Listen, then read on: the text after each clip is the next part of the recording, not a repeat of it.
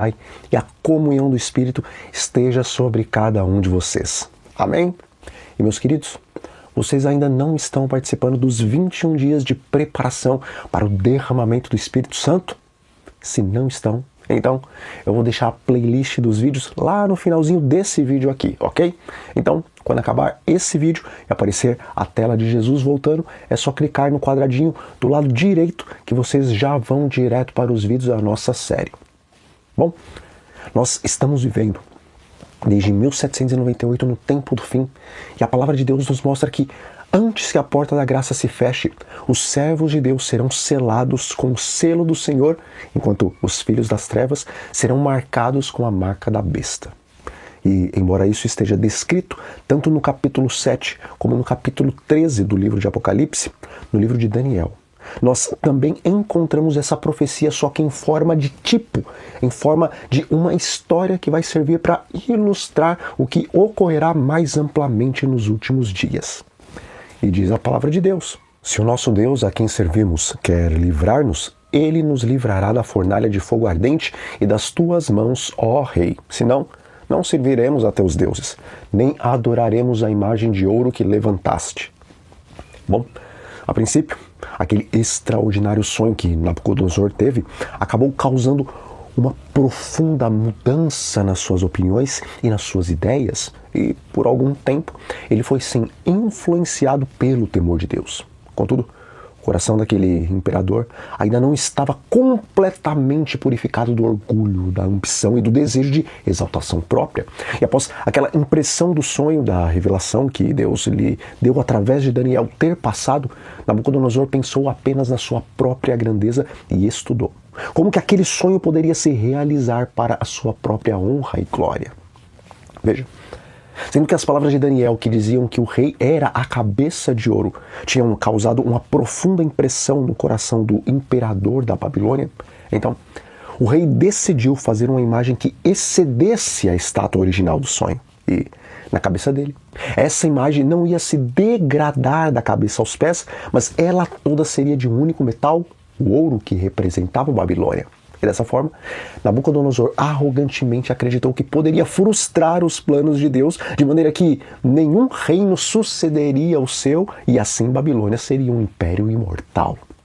E queridos, depois do rei ter emitido uma conclamação, convocando todos os oficiais do reino para se reunirem na cerimônia de dedicação da imagem de ouro, após o som dos instrumentos musicais tocarem, todo aquele mar de pessoas importantes do império se curvaram diante da estátua e prestaram adoração àquela imagem. Contudo, os 3 jovens hebreus, companheiros de Daniel, Sadraque, Mesaque e Abednego, os quais anteriormente, juntamente com Daniel, haviam vencido o teste da intemperança, mais uma vez permaneceram firmes e não se curvaram diante da estátua. Bom, nós conhecemos a história e sabemos que o monarca ficou furioso e, depois de chamar os 3 jovens à sua presença e os ameaçar de lançá-los na fornalha caso não se curvassem diante de sua escultura, os 3 hebreus não se moveram da sua decisão e escolheram o próprio martírio do que pecar contra Deus. Então, o fogo foi aquecido 7 vezes mais, e os próprios soldados que lançaram os 3 hebreus na fornalha acabaram sendo destruídos pelo calor e pelas chamas do fogo. Contudo, diante dos sátrapas, dos prefeitos, dos governadores e dos conselheiros do rei, Jesus interviu, e juntando-se aos 3 jovens dentro da fornalha, os 4 passeavam tranquilamente de um lado para o outro.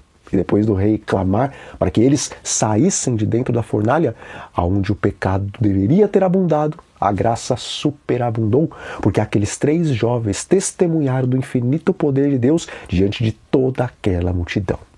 E mais uma vez, o rei Nabucodonosor reconheceu que o Deus dos hebreus era o verdadeiro Deus. E diz o Espírito de Profecia: a história se repetirá. Nesta época, o grande teste será sobre o ponto da observância do sábado.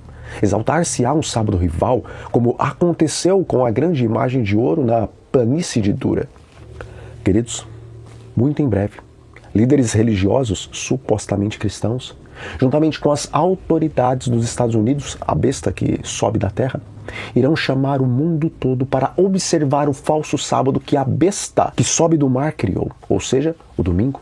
E todos que se recusarem a observar este dia, primeiramente serão colocados sob leis opressivas. Isto verdadeiramente será o mistério da iniquidade, que é o esquema de agentes satânicos colocados em prática pela influência do homem do pecado, o bispo de Roma. Bom, nós somos chamados como um povo tendo um único propósito: explanar as 3 mensagens dos anjos de Apocalipse capítulo 14, as quais formam o evangelho eterno que deve ser pregado ao mundo todo para que venha o fim. Nós somos chamados para advertir homens e mulheres da nossa época para que não adorem a besta e a sua imagem e para que não aceitem a sua marca, o domingo, nem sobre a testa nem sobre a mão. Ou seja, para que não aceitem essa tradição pagã como sendo verdade, ou para que não se acovardam diante das leis que serão aprovadas contra os guardadores dos mandamentos de Deus. Amigos, eu não tenho dúvida alguma que os últimos acontecimentos do grande conflito entre a verdade e o erro foram registrados em miniatura na história dos 3 jovens hebreus e a fornalha de fogo. Contudo, a história da vitória desses 3 hebreus não se iniciou no momento em que eles estavam diante da estátua de ouro, mas a palavra de Deus registra que a vitória de Sadraque, Mesaque e Abednego iniciou-se quando eles decidiram não se curvarem diante das finas iguarias do rei. E, se a história vai se repetir, a nossa vitória não poderá ser alcançada após ser emitido um decreto que ordene a santificação do domingo, o qual começará pelos Estados Unidos e rapidamente será copiado pelo restante do mundo, mas a nossa vitória também deve iniciar-se com uma decisão definitiva de não nos contaminarmos com as finas iguarias desse mundo. Queridos, a reforma alimentar não pode salvar ninguém. Contudo, em Conselhos sobre Regime Alimentar, nós encontramos vários textos, os quais o Espírito da Profecia nos diz claramente que será impossível vencer no grande conflito entre a verdade e o erro se não passarmos por uma verdadeira reforma alimentar, porque aquele que se curva diante do ídolo chamado apetite, esse também se curvará diante dos outros ídolos. Portanto, tomemos esta decisão e permaneçamos em Cristo, a videira verdadeira, para que naquele dia não estejamos entre a multidão que se curvará diante do decreto, mas que estejamos entre a minoria que permanecerá de pé em defesa da verdade, ainda que isto custe a própria vida. Então, nós vamos ficando por aqui. Mas antes, eu os convido para fazermos uma oração. Senhor nosso Deus e nosso Pai que habita nas maiores alturas, graças nós te damos porque temos acesso ao teu eterno trono através do nosso sumo sacerdote Jesus Cristo. Pai Santo, a história irá se repetir e nós não queremos ser como aqueles que se curvaram diante da imagem de ouro, mas nós queremos permanecer de pé em defesa da verdade como aqueles 3 jovens hebreus. Ajuda-nos através do Espírito Santo. Isso nós te pedimos em nome de Jesus. Amém. Meus queridos, diariamente eu tenho orado pelos pedidos de oração que são feitos aqui nesse canal.